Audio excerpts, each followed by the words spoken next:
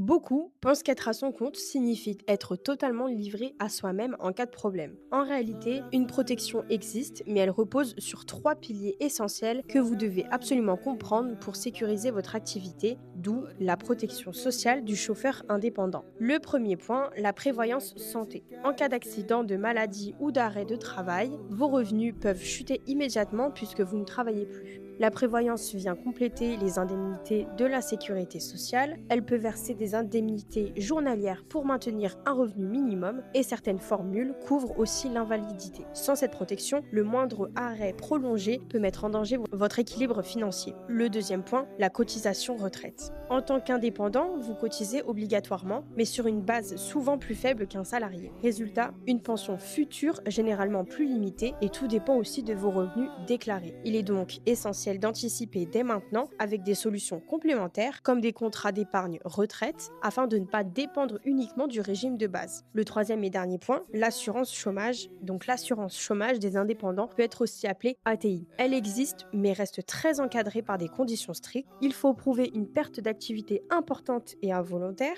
et les indemnités restent limitées dans le temps et dans leur montant. C'est une aide possible mais loin d'un vrai filet de sécurité comme pour un salarié. Donc en résumé, la prévoyance protège vos revenus en cas d'imprévu, la retraite doit être anticipée pour éviter une baisse de niveau de vie et l'ATI reste une protection d'appoint très encadrée. Ce qui veut dire qu'être indépendant ne veut pas dire être sans protection, mais cela demande d'anticiper et de se structurer correctement. Et si cette vidéo vous a plu, n'hésitez pas à laisser votre like, votre commentaire et votre abonnement.